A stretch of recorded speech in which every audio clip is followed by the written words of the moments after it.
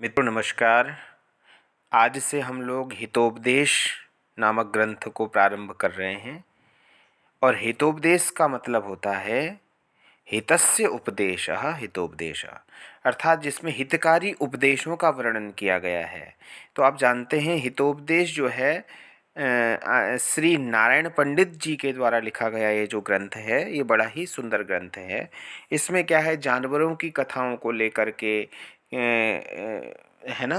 तो श्रृंगाल की कथा को ले लिया, व्याघ्र की कथा को ले लिया, जम्बूक की कथा को ले लिया, उधर काक की कथा को ले लिया, है ना, कोयल की कथा को ले लिया, हाथी की कथा को ले लिया। तो इस प्रकार से जीवों की कथा को लेकर के एक नीतिपरक संदेश नारायण पंडित ने देने का प्रयास किया है और बहुत ही सुंदर ये ग्रंथ उन्होंने लिखा है। तो आइए इस ग्रंथ में हम लोग प्रवेश करते हैं और सबसे पहले मंगलाचरण।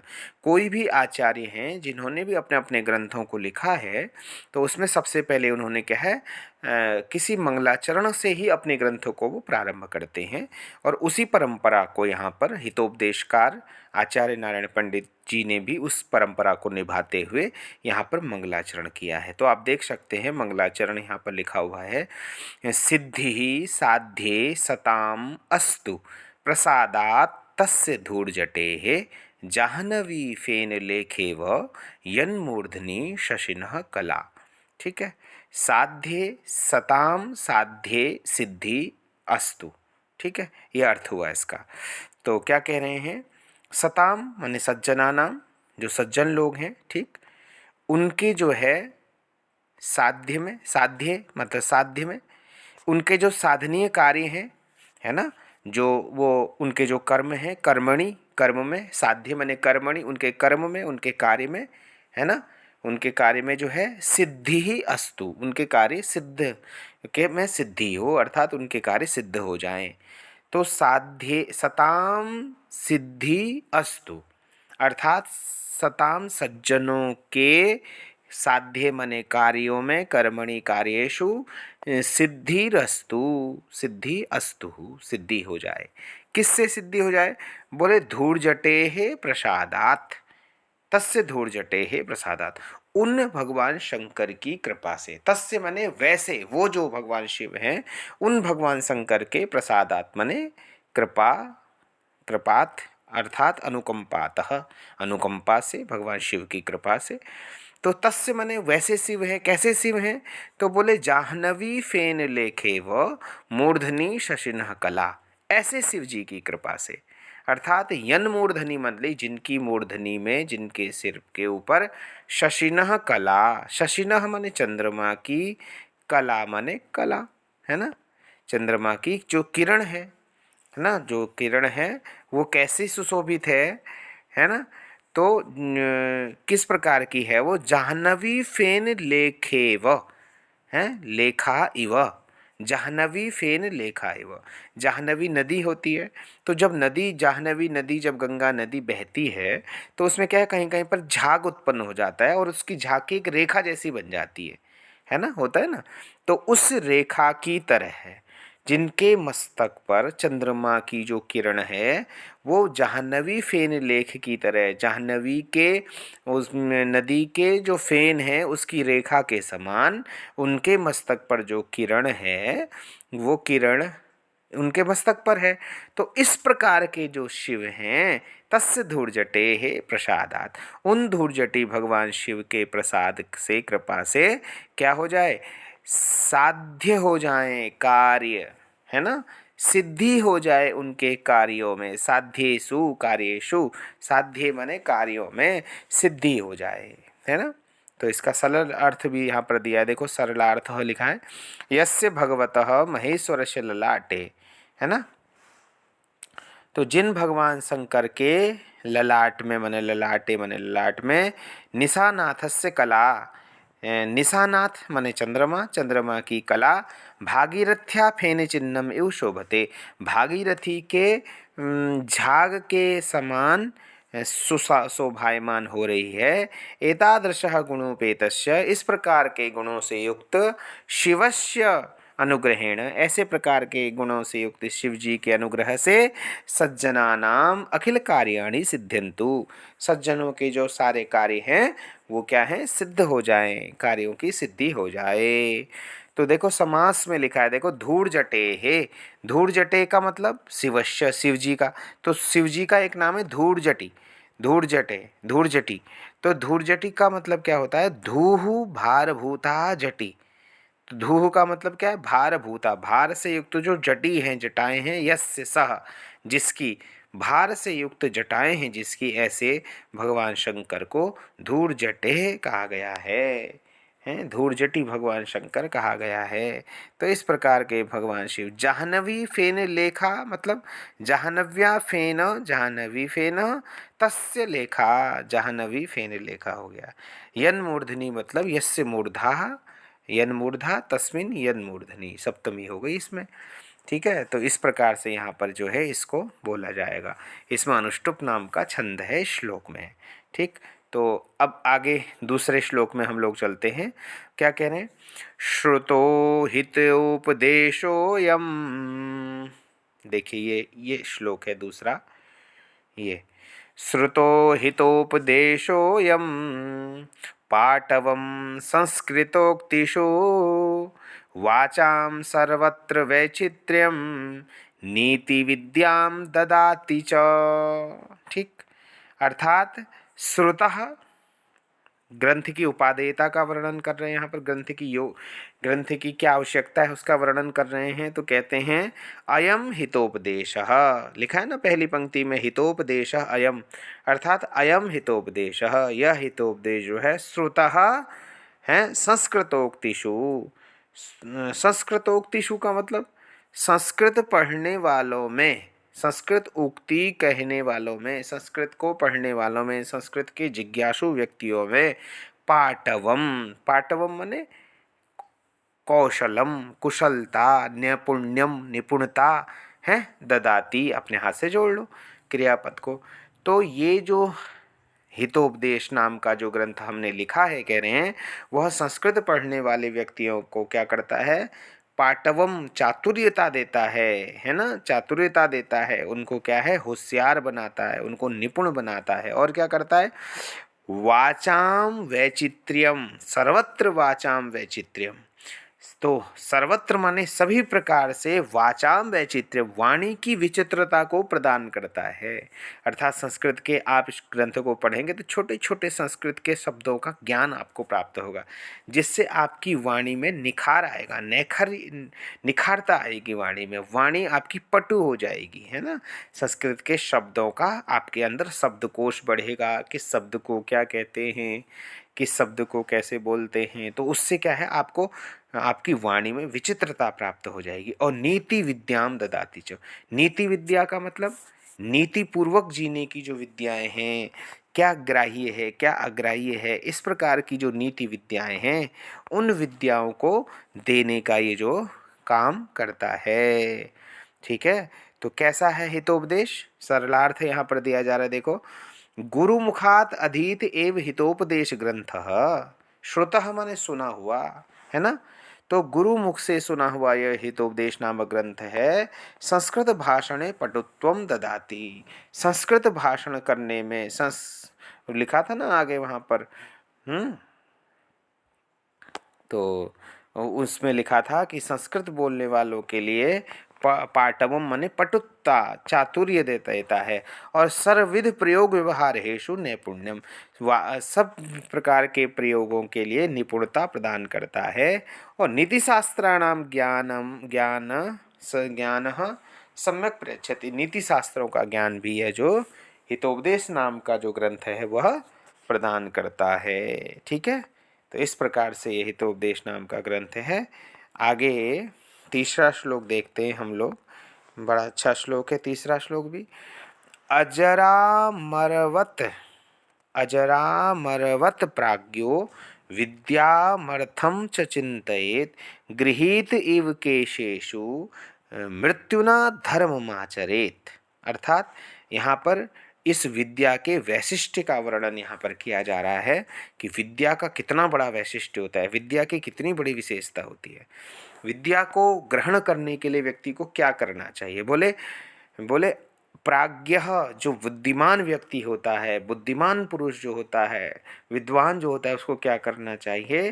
कहते हैं अजर अमरवत, है ना, अर्थात अपने आप को जरा और मृत्यु से रहित मान करके, है ना, जरा और मृत्यु से रहित मान करके, अपने आप को ऐसे अमर मान करके, अजर अमर मान करके, हैं, विद्या अर्थम च चिंतित, विद्या को और अर्थ माने धन को चिंतित माने चिंतन करना चाहिए, उसका विचार है, चिंतन करना चाहिए, अर्थात उसका अर्जन करना चाहिए। विद्या को खूब से खूब ज़्यादा से ज़्यादा अर्जन करना चाहिए, धन का भी खूब ज़्यादा से ज़्यादा अर्जन करना चाहिए, अर्जन करना चाहिए, ठीक है। लेकिन गृहीत इव केशेषु मृत्युना धर्म आचरित, ठीक है। और फिर धर्म को कमाने के लिए क्या करना चाहिए? बोले धर्म को तो और ज़्यादा त्वरित गति से कमाने का प्रयास करना चाहिए, है ना। विद्या और अर्थ को कमाने के लिए तो सोचना चाहिए कि मैं अजर अमर हूँ, मुझे और कमाना है और कमाना है। लेकिन धर्म को कमाने के लिए उससे भी ज़्यादा वो जो है त्वरितता दिखानी चाहिए, जल्दी करनी चाहिए। क्यों? बोले क्योंकि हाँ, क्योंकि मृत्युना केशेषु गृहीत इव, मृत्युना मृत्यु के द्वारा, है ना, मृत्यु तो केशेषु गृहीत ही, केशेषु सिर के ऊपर ही बैठा है, ऐसा सोचना चाहिए। अर्थात हर पल धर्म कमाना चाहिए, व्यक्ति को धर्म का कार्य, पुण्य का कार्य हमेशा करते रहना चाहिए। सरलार्थ में देखा, देखो, प्राज्ञः जनः आत्मानं जरा मृत्यु रहितम मत्वा, प्राज्ञ व्यक्ति को चाहिए कि आत्मानम, अपने आप को, जरा मृत्यु रहितम मत्वा, जरा और मृत्यु से रहित मानकर, शास्त्र ज्ञानम, है ना, अर्थार्जनम च कुर्यात्, शास्त्र का ज्ञान और अर्थ का अर्जन करते रहना चाहिए। लिखा है ना, शास्त्र ज्ञानम अर्थार्जन एवं यजमान यमराजेन एवं एवं यमराजेन कचो गृहीत्वा इत्य अवगम्य धर्माचरणम आचरित, और मृत्यु को तो सिर के ऊपर बैठा ही मान करके धर्माचरण का आचरण करना चाहिए। इस बात को यहाँ पर ये बता रहे हैं। तो अगला चौथा श्लोक देखो, इन्होंने कितना बढ़िया बोला। चौथा श्लोक बोलते हैं, चौथा श्लोक बोलते हुए कह रहे हैं, सर्वद्रव्येषु विद्येव द्रव्यम आहु अनुत्तमम, है, आहार्यत्वाद अनर्घत्वात् अक्षयत्वाच्च सर्वदा, ठीक। अर्थात यहाँ पर जो है सभी द्रव्यों में, सभी वस्तुओं में विद्या को इन्होंने सर्वश्रेष्ठ घोषित किया है, और कहते हैं कि भाई जो है, जो सर्वदा आहार्यत्वात्, जो विद्या कैसी है, सर्वद्रव्येषु विद्येव द्रव्यम आहु अनुत्तमम, सभी पदार्थों में, सभी द्रव्यों में विद्या रूपी जो द्रव्य है, विद्या रूपी जो पदार्थ है, वह क्या है? सबसे श्रेष्ठ है, सबसे अच्छा है, सबसे बढ़िया है, सबसे श्रेष्ठतम। अनुत्तमम मतलब श्रेष्ठतम है, श्रेष्ठतर है वह जो विद्या है सभी द्रव्यों में। कैसे है, क्यों है? क्योंकि आहार्यत्वात्, आहार्यत्वात् का मतलब अचौर्यत्वात्, किसी के द्वारा आहरण नहीं किया जा सकता उसका, है, हर्तुम अशक्यत्वात्, किसी के द्वारा उसकी चोरी नहीं की जा सकती, इसलिए। अनर्घत्वात्, अर्थात उसका मूल्य जो है कभी कम नहीं हो सकता, है ना, ठीक है, उसको मूल्य से भी गिराया नहीं जा सकता। अनर्घता नहीं है उसके अंदर, अर्घता है, मूल्य बहुत अधिक है उसका।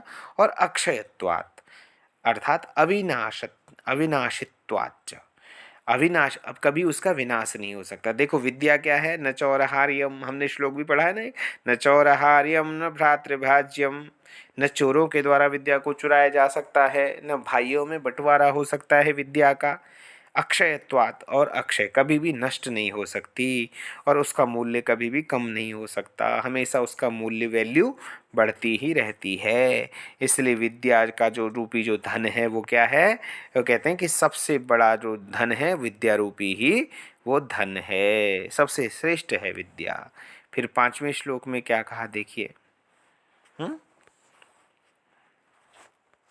5वें श्लोक में कहना चाहते हैं कि संयोजयति विद्येव नीचगापि नरम सरित है समुद्रमेव दुर्धर्षम नृपम भाग्यमतः परम।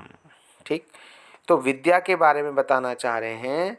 विद्या जो है सर्व प्रकार से, सभी प्रकार से सहायता करती है व्यक्ति की। सभी प्रकार से विद्या जो है व्यक्ति की सहायता ही करती है। विद्या ने कभी व्यक्ति को कोई कष्ट नहीं दिया। विद्या के द्वारा, इस ज्ञान के द्वारा हमेशा व्यक्ति को जो है सहायता प्राप्त हुई है। क्या करती है विद्या? नीचगा अपि सरित दुर्धर्षम समुद्र एव। नीचगा मतलब यहाँ पर लिखा है ना, नीचगा, पहली लाइन में देखा, देखो, नीचगा अपि नरम सरित, नीचगा अपि सरित। नीचगा मतलब निम्नगा, नीचे नीचे की ओर जाने वाली रहती है। नदी आपने देखी है, सरित माने नदी। जो वो नदी है वो नीचे नीचे की ओर बहती है, हमेशा डाउन में, प्लेन में बहती है, नीचे की तरफ, ऊपर से पहाड़ों से नीचे की तरफ बहती है ना। तो इसका मतलब क्या है? नीचगा अपि नरम सरित, है ना। जो नीचे की तरफ बहने वाली जो नदी है, वह नदी क्या है? बहते बहते बहते बहते क्या होता है? बहते बहते समुद्रम दुर्धर्षम समुद्रम प्राप्नोति, दुर्धर्ष समुद्र में पहुंच ही जाती है। कठोर दुष्कर जो समुद्र है, ऐसे दुष्प्राप्य जो समुद्र होता है जहाँ पहुँचना बड़ा कठिन है, लेकिन वो नीचे की तरफ बहती बहती बहती नदी वहाँ पहुँच जाती है, समुद्र में पहुँच जाती है, समुद्र को प्राप्त कर लेती है। ठीक, तो उसी प्रकार, है ना, उसी प्रकार से विद्या एव नरम नृपम संयोजयति। उसी प्रकार विद्या भी क्या करती है? नृपम संयोजयति। विद्या भी जो है व्यक्ति को उठाते उठाते उठाते उठाते, चलाते चलाते, बढ़ाते बढ़ाते आगे एक दिन राजा के पास ले जा कर के भी खड़ा कर देती है। इतना व्यक्ति विद्वान हो जाता है पढ़ते पढ़ते कि राजा को भी तो, अर्थात हमारे जो बड़े बड़े उच्चाधिकारी हैं, उच्च पदों पर बैठे सम्राट राजा हैं हमारे, उनको भी तो अच्छे विद्वानों की आवश्यकता होती है, हैं। उनके अपनी सलाहकार रखते हैं वो लोग, अपने लिए बड़े बड़े उच्च उच्च पदों के अधिकारियों को रखते हैं, खुद तो सारा काम नहीं कर लेते हैं स्वयं, इसीलिए राजा तक पहुंचा देती है वो विद्या। अगर आपके पास विद्या है तो आपके लिए कोई कमी नहीं है ना। अतः विद्या परम भाग्यम, है ना। इसलिए विद्या जो है भाग्यमतः परम, अतः परम भाग्यम, इसलिए विद्या जो है परम भाग्य का उद्घाटन करती है, परम भाग्य को उद्घाटित कर देती है व्यक्ति के, है ना। जिस प्रकार से नीचगा अपि सरित, नीचे की ओर बहने वाली, श्लोक में देखिए आप, नीचगा अपि सरित, जिस प्रकार नीचे की ओर बहने वाली जो सरित है, नदी है ना, आप देख पा रहे होंगे इसमें, देखिए, नीचगापि सरित, नीचे की ओर बहने वाली जो नदी है दुर्धर्षम समुद्रमेव संयोजयति। ठीक, दुर्धर्षम मतलब कठोर दुष्प्राप्य समुद्र को संयोजयति प्राप्त करा देती है। उसी प्रकार, है ना, नरम, नर को भी, व्यक्ति को भी विद्या एवं, माने इसी में एवं भी लिखा है, देखो इसी में विद्या में, विद्या एव, विद्या भी, या उसी प्रकार विद्या नरम माने नर को, व्यक्ति को, है, नृपम, नृप के पास तक संयोजयति पहुंचा देती है ना। ठीक है, तो इसीलिए विद्या वहाँ तक पहुँचा देती है। अतः इस कारण से विद्या जो है परम भाग्यम उद्घाटी, अतः इसी में लिखा है, देखो, अतः विद्या परम, है ना। इसलिए भाग्य, अतः इसलिए विद्या जो है परम भाग्यम, परम भाग्य का निर्माण करती है, श्रेष्ठ भाग्य का निर्माण व्यक्ति का कर देती है विद्या। इसलिए इस विद्या को जानना, इस विद्या का आश्रय लेना बहुत आवश्यक है बच्चों। ठीक है, फिर अगले श्लोक में क्या कह रहे हैं देखिए आप लोग। ये अगले श्लोक में बताया जा रहा है, अगले श्लोक में बताया जा रहा है कि विद्या ददाति विनयम, विनयम याति विनयाद्याति पात्रताम पात्रत्वात् धनमाप्नोति धनात् धर्मः ततः सुखम। ठीक। तो विद्या ददाति विनयम। देखो विद्या क्या देती है, क्या कर सकती है विद्या, तो कह रहे हैं विद्या विनयम ददाति। विद्या विनय को देती है, विनय प्रदान करती है ना। विनयात याति पात्रताम। ठीक है। जब विनय प्राप्त हो जाती है, किसी व्यक्ति को विनयी हो जाता है, तो विनय से पात्रताम याति, पात्रता को प्राप्त करता है। विनय से फिर वो पात्रता को प्राप्त करता है, योग्य बन जाता है। उसके बाद पात्रत्वा धन आपनोति, पात्र होने के कारण, पात्र होने से धनम आपनोति, धन को प्राप्त कर लेता है, और धन से धर्म को प्राप्त करता है, और ततः सुखम, फिर सुख की प्राप्ति हो जाता करती है। इसलिए विद्या प्राप्त करना हमारे लिए बहुत ही आवश्यक हो जाता है प्यारे बच्चों। तो आगे हम श्लोक में देखते हैं। देखो अगला श्लोक क्या बोला जा रहा है यहाँ पर। ये श्लोक है 7वें नंबर का। विद्या शस्त्रंच शास्त्रंच द्वे विद्ये प्रतिपद्यते आद्या हास्याय वृद्धत्वे द्वितीया आद्रियते सदा। ठीक। तो क्या कह रहे हैं, विद्या शास्त्रंच शस्त्रंच शास्त्रंच। तो यहाँ पर दो प्रकार की विद्याओं का को बताया गया है। नंबर 1 शस्त्र रूपी विद्या और नंबर 2 शास्त्र रूपी विद्या ना। तो दो प्रकार की विद्याएं होती हैं कह रहे हैं, एक शास्त्र विद्या, एक शस्त्र विद्या। शस्त्र बने खड्ग आदि की विद्या, जो अस्त्र शस्त्र चलाते हो आप, वो विद्या। एक है शास्त्र की विद्या, ग्रंथों में बताई गई जो विद्या है। तो दो विद्ये प्रतिपद्यते, दो प्रकार की विद्याएं प्रतिपादित की गई हैं। तो उसमें से आद्या हास्याय वृद्धत्व, वृद्धता प्राप्त होने पर जो पहली विद्या है, शस्त्र रूपी विद्या है, वो व्यक्ति के लिए हास्यपद हो जाती है। किसी बूढ़े व्यक्ति के हाथ में तुम तलवार थमा के कहो अब युद्ध करो, क्योंकि तुमने तो शस्त्र की विद्या को पढ़ा है, भाई चलो युद्ध करो, तो मुश्किल हो जाएगा, बूढ़ा व्यक्ति युद्ध नहीं कर पाएगा।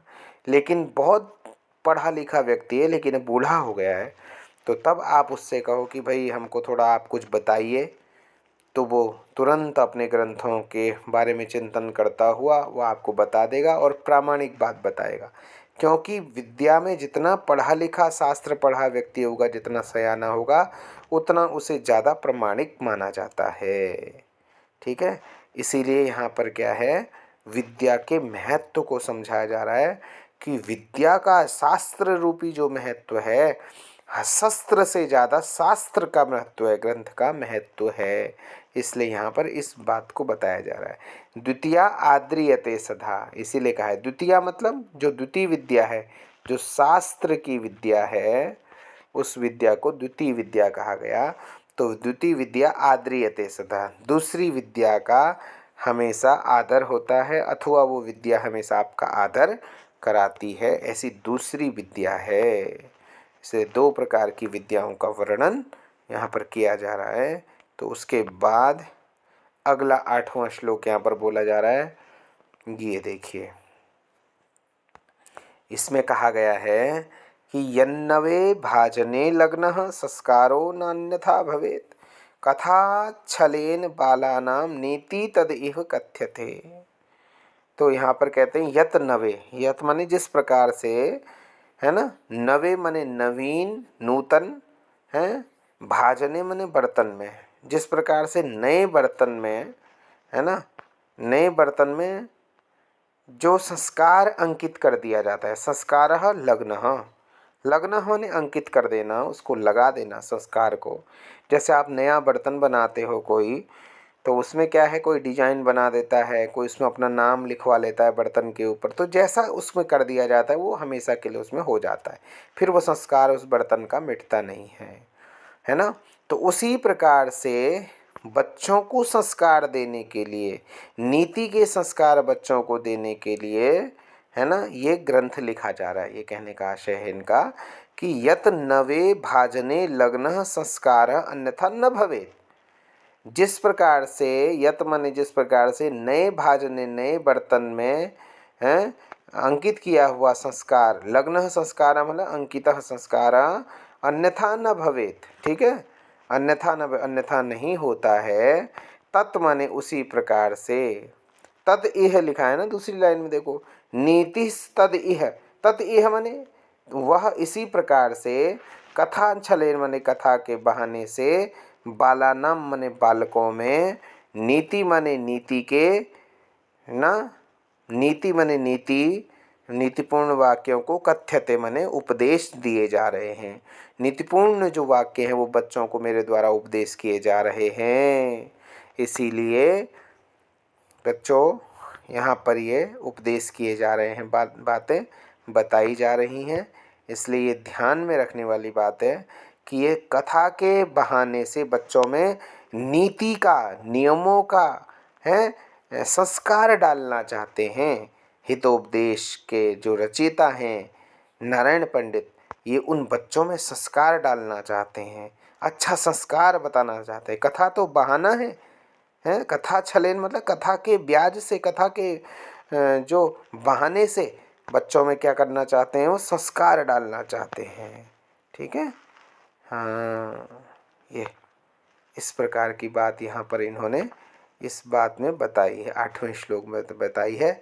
उसके बाद 9वें श्लोक की भी चर्चा थोड़ी सी कर लेते हैं। देखिए फिर वहाँ से कथामुख शुरू हो रहा है ना, फिर कथा शुरू हो जाएगी यहाँ से। अभी पहले 9वें श्लोक तक की बात कर लेते हैं। तब वो कह रहे हैं कि यहाँ पर जो है 9वें श्लोक में कहते हैं कि मित्र लाभ सुहृद भेदो विग्रह संधिरेव च पंचतंत्रात् तथा न्यस्मात् ग्रंथादाकृष्य लिख्यते। तो लिख्यते लिख रहे हैं कथा को, कथा का निर्माण कर रहे हैं, कथा को बना रहे हैं, अपनी कहानी का निर्माण करेंगे अभी ये। तो उसके लिए क्या कह रहे हैं, मित्र लाभ, एक पार्ट तो इस कथा का है मित्र लाभ। तो 4 प्रकरण इसके इन्होंने यहाँ पर बताए हैं।